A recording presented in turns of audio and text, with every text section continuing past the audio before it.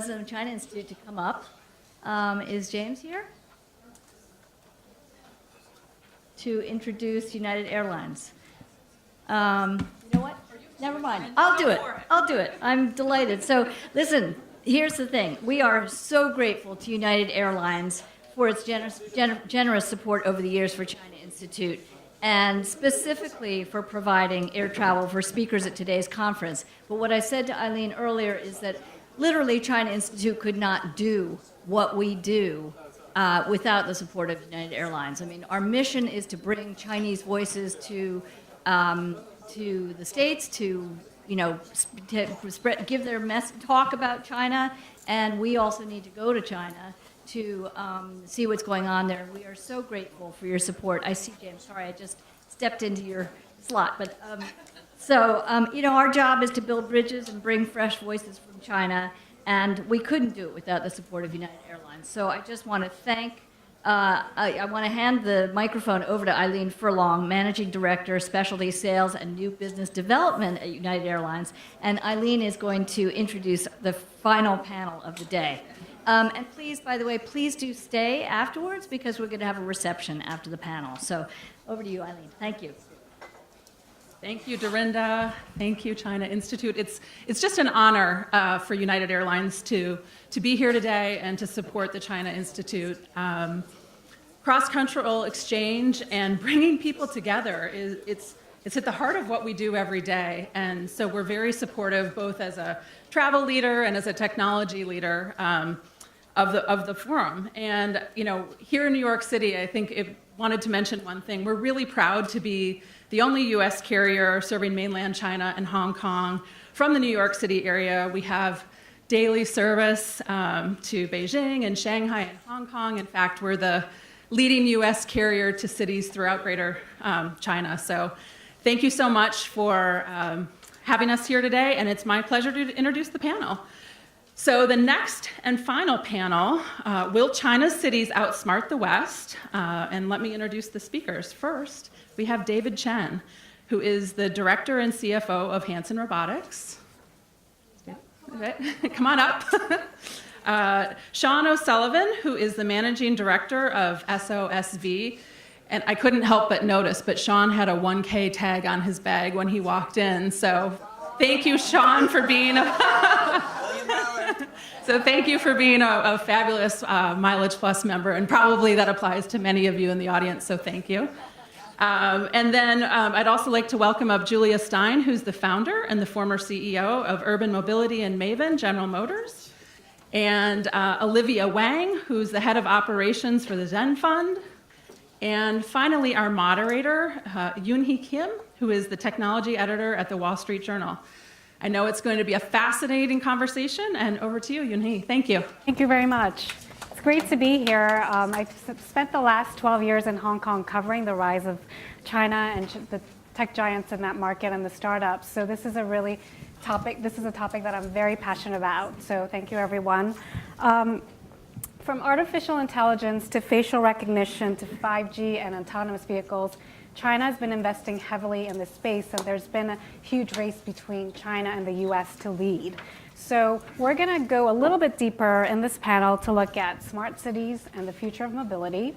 And Sean, I'd like to start with you, since you invest in a lot of startups across the globe, in the US and in China. Yeah. What are you seeing from China in terms of smart city technologies and mobility that's innovative, in your opinion? Yeah, there's a tremendous amount of progress in the last 10 years. I think people haven't given China full credit for the incredible capacity building that's been going on as, a generation of engineers has built, all kinds of products in all kinds of sectors, mostly working for multinational companies initially or outsourcing in factory work. But that built a foundation level of skills that are now, just like as in Japan in the 1970s, everyone said, oh, they have such terrible, crappy cars. And then in the 1980s, suddenly, Toyota becomes the leading car manufacturer in the world, or maybe it took them a little longer. But the quality and the Lexuses and the, all the other brands that they came out with, emerged and the design capabilities became clearer. So I think that's what's happening in China. The design capabilities are excellent and becoming better. And so you're seeing great leading brands for the first time, DJI and whatnot, coming out with really great products that are setting a standard, as well as just better design products, and manufactured at a very, very high quality level. So I'd say that's a big trend. So China is not just the sort of the copycat country that people thought it was before. And I think that'll continue to emerge. That said, the U.S. has always been known for innovation. People come to the United States from all over the world to bring their products to market. There's a tremendous social mobility in the United States. I myself grew up in poverty in the United States, in upstate New York, on the welfare system with 9 kids and a single mom after my father abandoned the family. And from that, just because of my mom's commitment to education, my own sort of desire to work my way up the ladder, I was able to bring a company public, and design technologies that are world-leading technologies that billions of people have used. The technologies that we were credited, companies that I started were credited with inventing. So that is the kind of mobility, social mobility, that brings immigrants from all over the world to the United States. The ability to start with nothing, just based on your talents and some good, open market access and all of that. Be able to create whole new inventive sectors and a financial industry in the venture capital field that is desperately looking for those great new open marketplaces. So I'd say that the U.S. is going to have a huge number of advantages going forward, and so will China. And I see it as being a very compatible universe. And yeah. Julia, you worked at GM for many years. You were involved in the Maven project, which is a car-sharing platform. China has also been in this space developing their own platforms. Do you think the models that are developed in the US can be exported into China? I find that there is a lot of similarities in the challenges that especially the urban environments face and the consumers face. And we all live in New York, and it's no different in Shanghai or Beijing. It's pollution and there's congestion. And so to be able to solve these problems, the cities need to work on that. And the playbook hasn't been really well developed, neither in the US nor in China. I think uniquely, a lot of the growth in the Chinese urban planning is fairly new. So instead of sort of retrofitting the city that's been there for a long time, the new cities grow in China with a lot more ideas behind what this infrastructure needs to look like. And infrastructure is a huge challenge for the new mobility solutions. So I believe that both countries undisputably would say that the future is electric. And I think the United States can look at how quickly the electrification is moving in China, because the internal market is just so large. You can quickly scale and take the costs out of whether you're talking about lithium batteries or actually making sure that this electric cars or scooters or anything else is out on the streets. I think, frankly, the United States mobility companies should be incredibly grateful for Chinese development, because think about the last rounds of valuation of the scooter companies. All of that supply chain does come from China. And it enables new mobility solutions, much more interesting mobility solutions that potentially could address issues in the US as well. So in my opinion, the sort of the infrastructure challenges and ability to plan and be thoughtful about how that's done is what unites the two countries. And I think there is a lot of opportunity to work together. Olivia, ZhenFund looks at investments across the board, but you specifically focus on a lot of the e-commerce and healthcare investments there, and you've set up the US operations for ZhenFund. When you look at the healthcare space and how technology is making an impact there, what are you seeing? Sure. It's been really interesting learning from my colleagues about mobility. We're also investors in OFO at the post-seed, and it was interesting to see all of that expand, as well as autonomy and autonomous driving. A lot of this is enabled by IoT sensors, artificial intelligence. And I think what's really interesting is you're seeing like a lot of breakthroughs in technology, but not only does it have to be implemented in the traditional kind of vision of smart cities via mobility, but we might have a broader definition of it through hospitals and schools and institutions outside of pure mobility. So like for sensors, we're seeing a lot of interesting sensor fusion and radar technology in hospitals, as well as in Yanglaoyuan. I'm trying to think of the US word for it.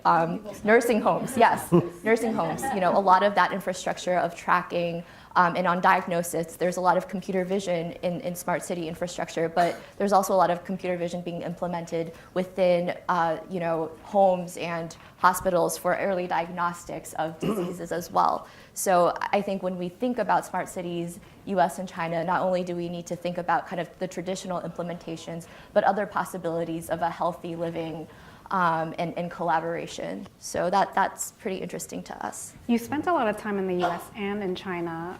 Where do you think the countries stand right now in terms of like sensor technology and the stuff that you've just talked about? Sure. I think everybody kind of has a different perspective on this. I think from my more anecdotal perspective, I would say China is very much ahead in payments and e-commerce. A lot of the sharing economy, I think a panelist mentioned earlier, we have sharing printers and sharing umbrellas and sharing toilet paper vending machines. And it's just so amazing. And in terms of distribution, China's just so advanced in ease of living in China and distribution. US, China's definitely going ahead and investing a lot in AI and in fundamental technological disruption.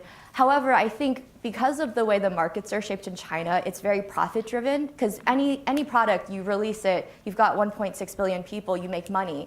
And China moves so quickly. And that's amazing for a lot of this e-commerce and fintech and sharing revolution. But I still think, even though the valley might be a little bit more chill, as we say, just having that like joy when you're really thinking about fundamental technology and the management culture of motivating engineers, I think America in some ways is still ahead in that underlying technology. And when you see businesses arise in AI or in healthcare, you often set up 2 offices from day one, and you have that remote team infrastructure.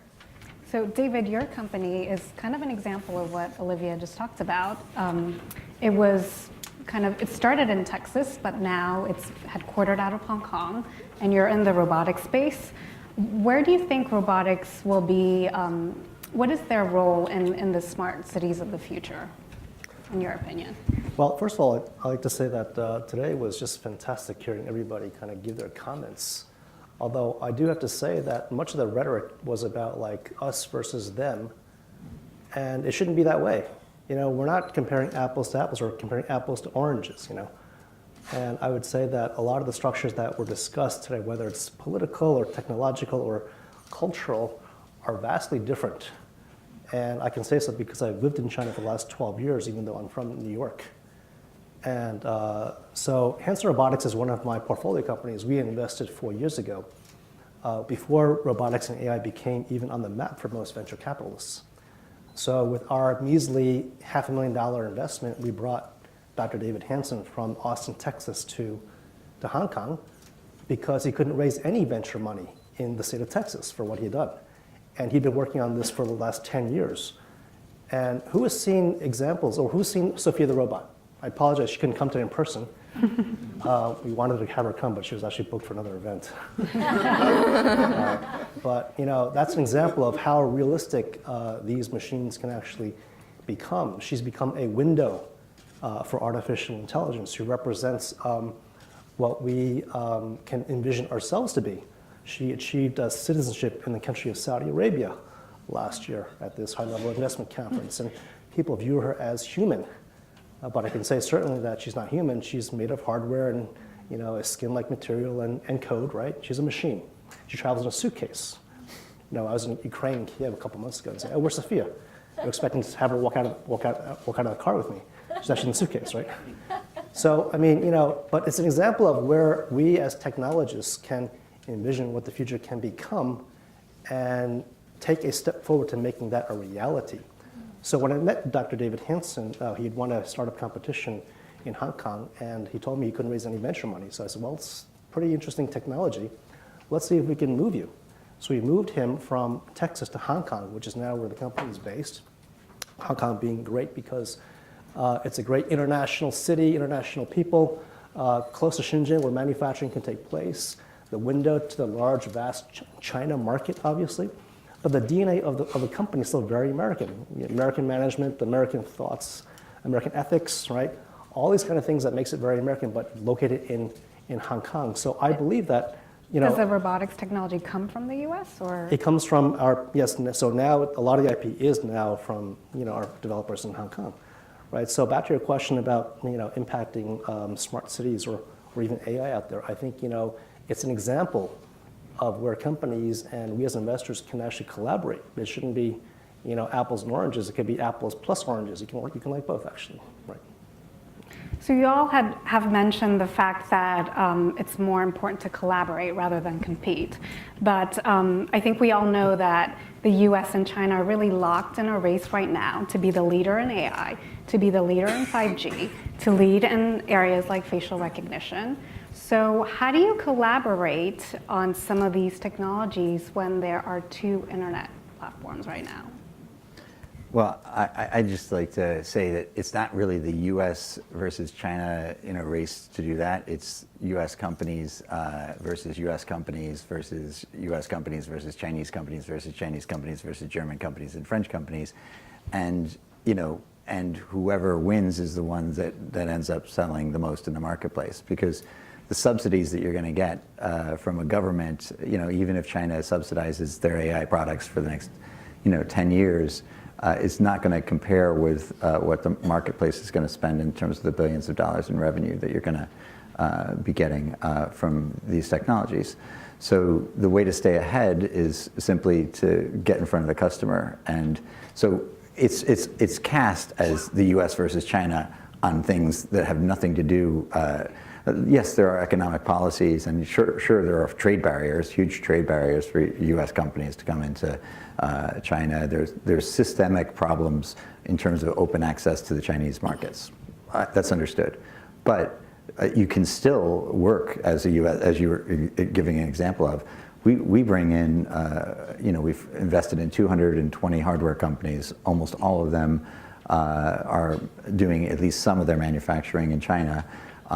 And we have, you know, 70% of them come from the rest of the world, and 30% from Asia, 20%, you know, 2/3 of those are coming from China. So it is a mishmash of different markets. And if you're going to be a multinational company, you better be able to sell in the United States, which means that you should probably have some really good talent that's going to be able to sell and reach those markets. And that talent is going to be, you know, a combination of local talent and international talent. So, yeah. So in terms of the barriers, I'd say that there are bigger barriers for these artificial barriers that China has established in terms of the Great Firewall, right? So the Great Firewall has, you know, the unintended consequence, or maybe intended consequence, whatever, of the Great Firewall is that what we're seeing, and hasn't really been talked about very much, is that all devices are becoming connected devices, whether it's your tennis racket, your watch, your speaker, your, you know, the scale that you step on every day, et cetera. So all these connected devices are running on a software infrastructure as well as hardware. And that software infrastructure, the Great Firewall, is totally, you know, is different. All the underlying APIs, all the services, all the Amazon Web Services don't work in China, or Google Cloud doesn't work in China. It's, you know, so all the things that you write your code on and deploy on to, you know, won't work for the small startup company that is, you know, maybe having a lot of success globally, but can't actually access the Chinese market because of those barriers. And whereas in reverse, the Chinese companies have a view on, look at these great new technologies taking off in the rest of the world. Sometimes they'll take advantage of that extra leeway of a couple of years to be able to go in and fill in the local market because they can penetrate it. So there's some real unfair barriers there through the Great Firewall, which we always thought, that's just for the software companies, right? That's just for Google, right? Because they want to control access to information, or that's just for some other aspects of media or something. But in fact, all devices that are being manufactured, all high-value devices, all manufacturing, whether it's as I said, your tennis racket or the door, which is going to open for you as it sees your face, all that hardware is connected. So that means that all manufacturing is at risk, from this Great Firewall. Just as it's not just software that is now a closed market. I'd say that's the sort of hidden thing. Now, still, it's great to collaborate and to work with Chinese companies and the Chinese infrastructure, and that's why we're huge in. We have huge activities in Shenzhen, for example, and there's great advantages. However, there probably are some systemic imbalances which need to be really.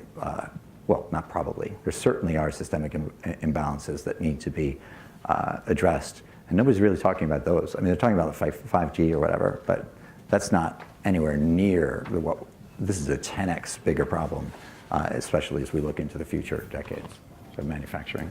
Julia, where do you see areas of collaborations in terms of future technology coming out of China and the US? Well, I actually think about how, when you come back to the city's infrastructure and mobility, how in reality very local these markets are. Even if you go between, in a way, trying to sort the mobility problem in New York versus Texas, you're going to have very different nuances. So indeed, yes, you would need a local China solution, but you also have very different customer preferences and very different needs that the cities have. I think what is interesting to me is, again, coming back to the infrastructure and electrification, it is so difficult in the US to really address the issue with infrastructure. Tesla had to do it on its own to put the infrastructure in the ground.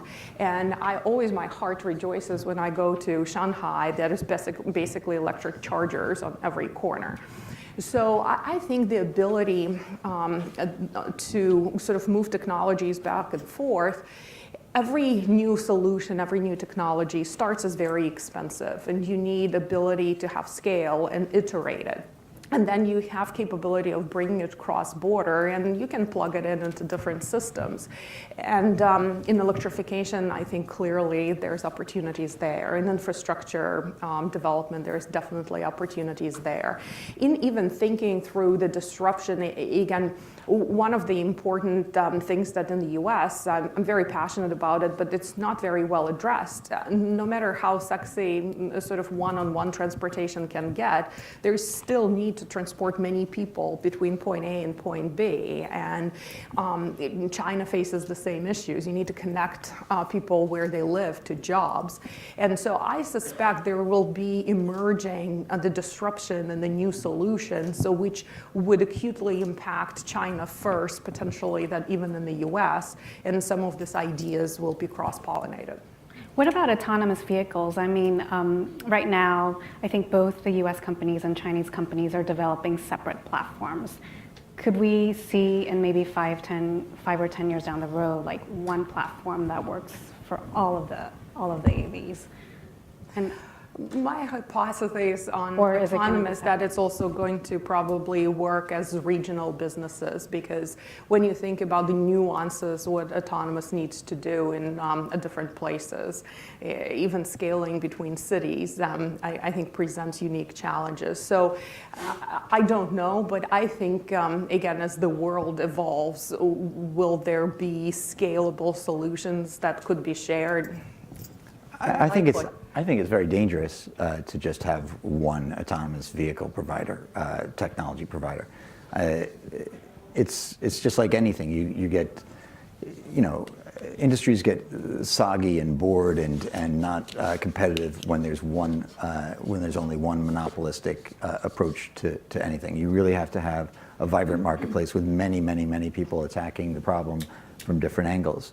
So if, as I said before, like if it's 2 US or 3 US or 5 US companies competing for autonomous vehicles, as there are today, from Waymo to GM to Uber to all these other platforms, and if I don't know how many there are in China, I'm sure there's several in China. There's several in Europe. BMW and Mercedes, I think, are actually combining now to have an autonomous vehicle platform. Like there is going to be lots of different competing platforms, and that will actually improve the technology at a rate which will make it more usable and safer for everyone. And then they'll copy it, and then maybe there'll be some sort of systems provider eventually that'll emerge, like that'll sell into all of them, perhaps if the one ends up being better than everything else. But I think that's how the market will be evolved in the safest way. Yeah, it was interesting because ZhenFund, we did the angel investment in one of the Hyperloops. It was the one with, Joe Lonsdale and Shervin. Basically, Elon Musk created a blueprint for a new high-speed train, wanted to connect like LA and SF, and so there was like this angel round, and it was interesting because, with Elon, Chinese people, I think, really love Elon too, and the blueprint was released, and there were teams all around the world competing and submitting proposals to build around that concept. So it was an interesting idea where you have this global vision for like a new age high-speed rail that helps connect cities, but there were startups around the world being started around this idea. So I think there's this one overarching kind of vision that the world kind of sees, and everyone executes it in a very different way because it has to be hyper localized. I know Sean did Jump Bikes, which was acquired by Uber, which is amazing, which I love, which was probably the first bike sharing. Yeah, actually, a lot of people don't know that. I should say that the invention of the, what do you call it? The bike sharing. Well, bike sharing where it's not locked to like city, where it can be left anyway. Dockless, thank you. Anyway, that was a New York City company that invented that idea. So it was Ryan Respecki who did that company, ran out of Brooklyn. He was a New York City Department of Planning guy. And that was running for a couple of years. But then the Chinese blew it up in a big way, and so OFO and all these other people implemented it at a scale 100 times bigger than anything that Jump had done. But Jump. The problem is that they never made a profit, and now the industry is really struggling, right? Yeah. So it's a challenge to the industry how heavily it was underwritten. We had to sort of basically build that company. It ended up selling to Uber, but it's actually very profitable when you're not expanding. So the cash flow needs are so big as you continue to expand that you need to pour in more and more cash. The Jump model is actually super great because people are using it continuously. Like, the revenue model actually pays very well for itself because people love the service. You use the service. I love the service. Yes, and my point is, after Jump, there was OFO. We did OFO and knew the Mobike team. After Mobike, you saw we co-led a deal in Southeast Asia with Founders Fund doing Beam, which is the Southeast Asia Mobike or Lime Bike, and then we kind of knew intimately the Lime Bike team when they were starting off, and just from because we are very bottoms up, we really just want to back great people with great ideas and really help them grow, very sector agnostic, and just seeing kind of all around the world how one model and then another model they emerge and they're just being localized, but then they try to they're competitive, but I think there's still kind of a shared knowledge and dialogue around city managers, street managers, country managers. And one person had shared with me, scooters happen because Americans aren't as into bikes if you look at percentage of bike adoption as Chinese people, they have neighborhoods instead of lots of huge cities. So you get on a scooter, you can go from this street to that street faster. So it's interesting how the shape of the hardware also adopted to the model, because in China we don't really use scooters, and scooter sharing didn't really take off in China. So that was really interesting.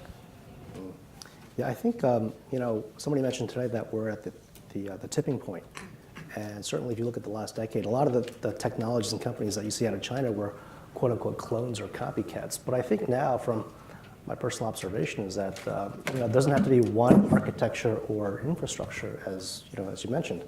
You can have competing architectures, and they can become dominant players, regardless of whether or not it's led by the United States, right? I think that that is highly possible. I'll give you an example.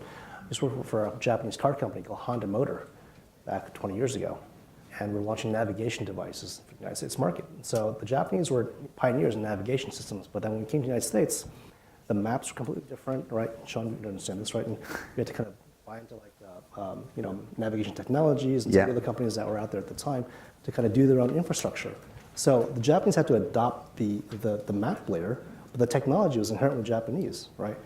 But conversely, when the United States have developed an advanced technology, it seems like people tend to adopt. But now I think going forward, from what I've seen in terms of innovation in China, I think it's in a position to actually lead in terms of infrastructure and the business model as well. So which areas does China have the potential going forward to lead, in your opinion? Well, and I want to give all of our panelists a chance to answer that.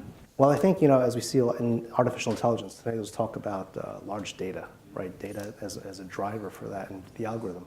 I think the fact that the Chinese companies have large amounts of data that they've collected, and they're probably freer to kind of use that data versus, let's say, what we have in the United States, they can actually create algorithms that I think are applicable to the China market.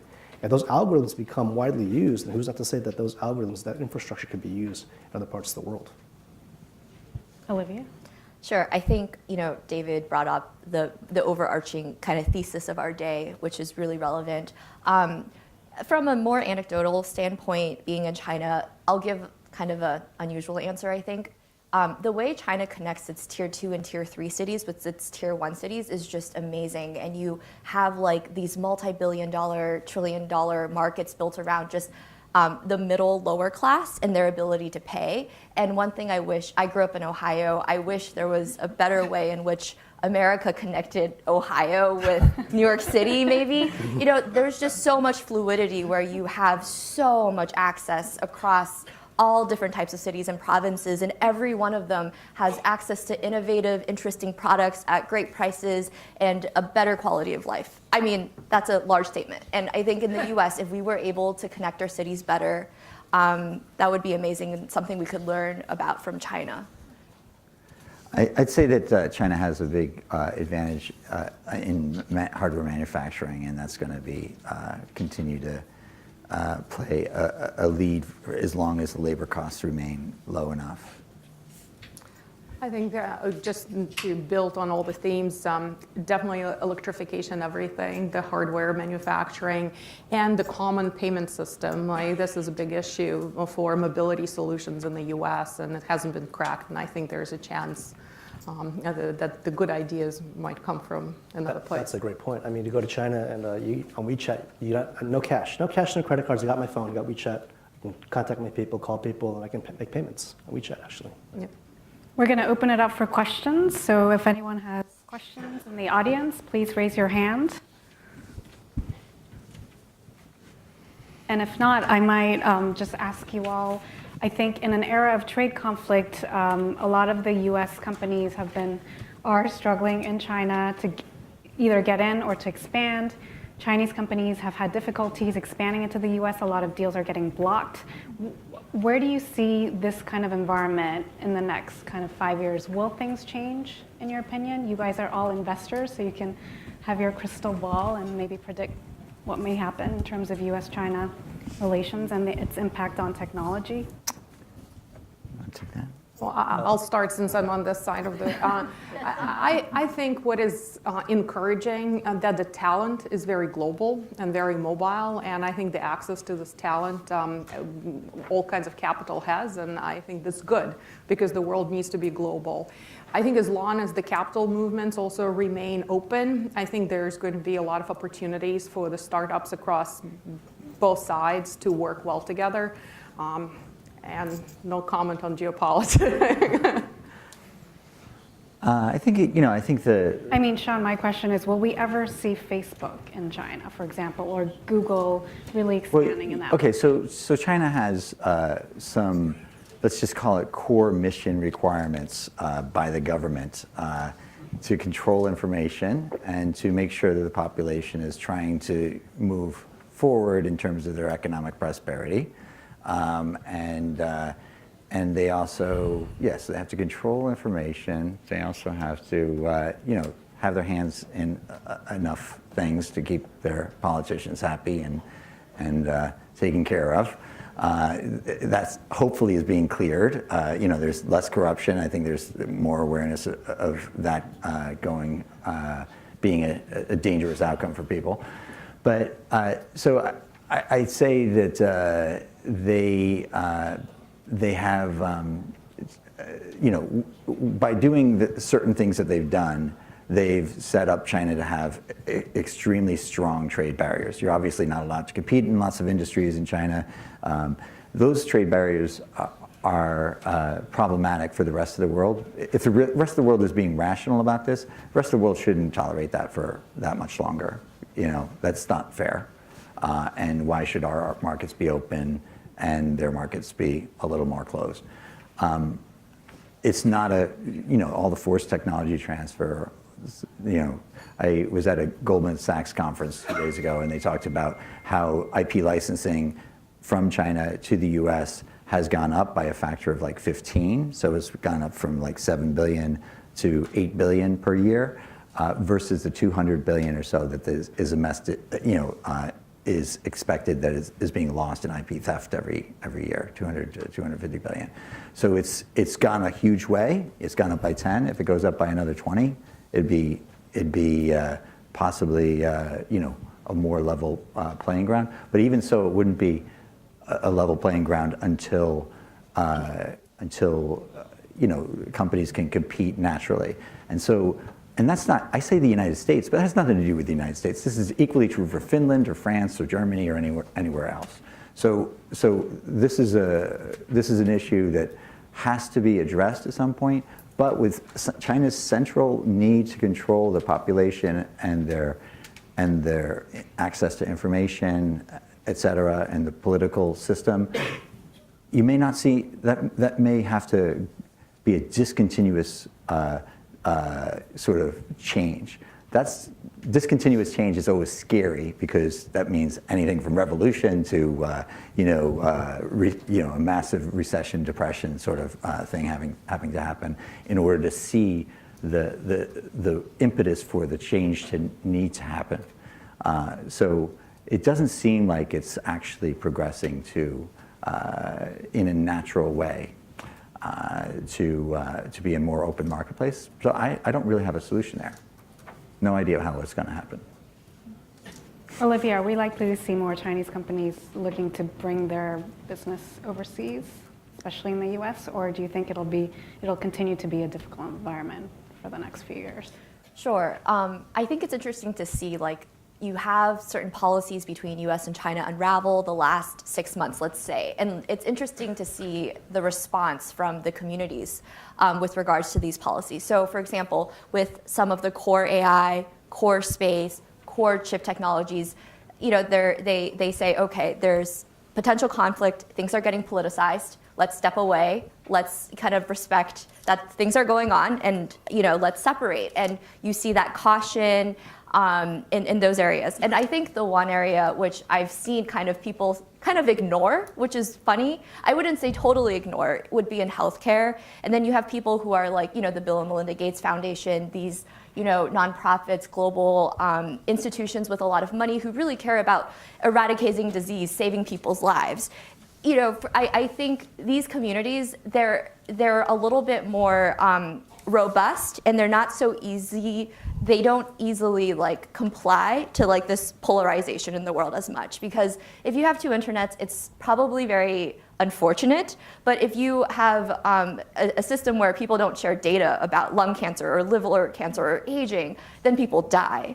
And so, my hope is that we still can continue to collaborate when we really need to do something like save people's lives and solve demographics problems, things of that nature. And that data is harder. China, obviously has much less doctors, and there's just so many intrinsic needs of this society. And the labor in China has been supporting the world. In the US, you have lots of innovations in drugs, but it takes a lot of time for FDA approval. Patient recruitment's very slow. It's very hard to, get clinical trials at scale. So hopefully we can still find other opportunities where we can work together and exercise creativity in solving these complex political problems. Here. I guess my final comment is that the world has become more globalized, much more than we realize. And it's not just about the USA versus China. There are many other countries out there that are doing business. And recently I've been looking at blockchain. And regulation, I think, is problematic because it stops entrepreneurship. But the entrepreneurs are resilient. So you look at, for example, in China, they banned cryptocurrency trading or exchanges a couple of years ago. But yet all these kind of crypto exchanges have moved their base from Beijing to Tokyo. So I was in Tokyo this past weekend, and a crypto conference. It was, hosted by a Chinese organization. So you have Binance, you have Huobi out there that are doing cryptos, and these guys are global. So we're launching a security token for one of our next funds possibly, and it's like, well, I asked myself, why do it in the United States? The SEC is kind of, pretty rigorous about its policies, which we fully respect, but why can't I go to Mauritius? Why can't I go to Estonia? Why can't I go to Singapore, right? So that's the world in terms of what we become. And entrepreneurs who realize that with or without regulation will find a way to succeed. Yeah. Okay, well, thank you very much for your insights. And thank you all for listening.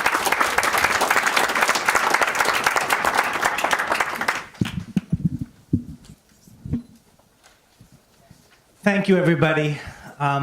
Thank you for this panel, and thank you, everybody, for a really fascinating afternoon. I think that one thing that struck me is how sensitized we are to this environment that we're living in now. Many of us, and we heard a lot of the panelists talk about an environment that's, fearful and suspicious and very wary of parties having nefarious motives. But the thing that really, came home to me was that, we're living in one planet and we all have a shared future. And it's imperative that we figure out and learn how to collaborate if our planet and our future is really going to be a place where we all want to live. And today we learned a little bit about that from a tech perspective, thinking about, how really it is that we're on one planet and it is a shared planet. And I'm so grateful for listening to that input and for the opportunity that I had to learn. And I hope all of you also felt that you had a chance to learn. And as I said, today we got to explore in depth a little bit about technology and how that's impacting us. I encourage and invite all of you to come visit us at China Institute. Virtually online, you can learn about what we're doing, and physically at our beautiful new location downtown in Washington Street.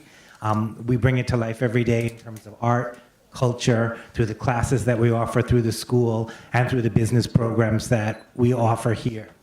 So I hope it's the beginning of an ongoing discussion.